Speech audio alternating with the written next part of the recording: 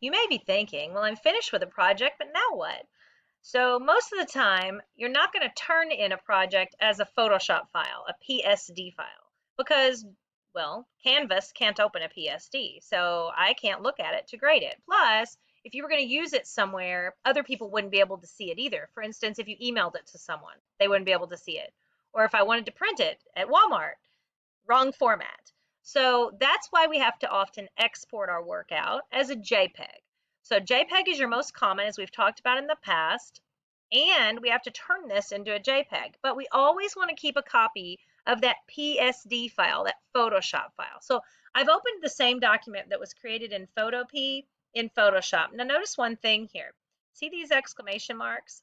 When I opened this, it yelled at me and said, hey, you don't have these fonts. And it's right, because I don't necessarily have the same fonts in Photopea that I have on my computer in Photoshop. So if I mess with these, I will lose these fonts. Now, if I don't mess with those layers, I won't. So I'm not going to. But just know that a lot of times you don't have the same fonts if you go from one machine to the next. Okay, so how do I do that in Photoshop? Let's look at it in Photoshop. You go to File, Export, and then Export As, because you got to tell it what format to export it as, right?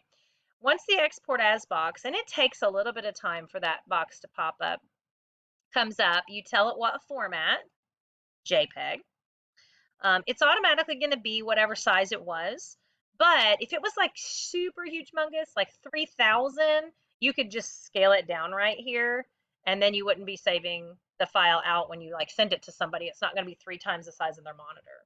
So you can change your image size if you need to. Don't ever mess with the canvas size, because then that changes the canvas that the picture sits on and not the picture itself. And then down here at the bottom, you're going to click on Export All. So I'm going to click on Export All, and then it's going to have me to give it a name, and I'm going to call it Finished Frog 1.jpg. All right, so now I've saved that. Now, here's the thing that you need to know. Here's the difference between a PSD and a JPG. I'm going to open the JPG file now. Okay, so my Finished Frog. Now look here. Here's my frog 2 with all of its layers. Here's my finished frog. What do you see? All of the layers are what we call flattened, which means, well, glued together, basically.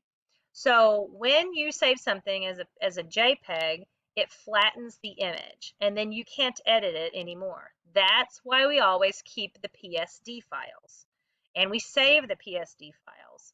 We make sure we always hang on to it so that we have an editable file. Because what if you have an error, like you misspelled word and you got to go fix it? Well, you can't fix it on the JPEG.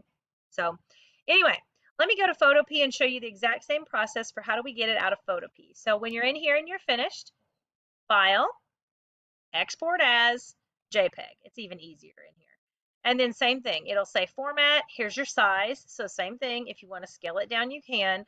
There is a quality slider, so like it's going to be at 70% quality. So if I wanted to like actually print it out, I might want to up that number. Like if I was really truly going to like print a postcard or something with it, I would up that quality.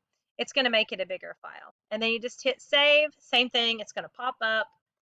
I'm going to call it Finished Frog 2.jpg and hit save. And that's basically the process for that. Now remember, when you're in Photopea, if you're on a Chromebook, you're going to have to save it to your Chromebook, or it may put it in the downloads folder. And if I'm on a regular computer, it will download it to the downloads folder, unless I specify that it goes to my Google Drive folder.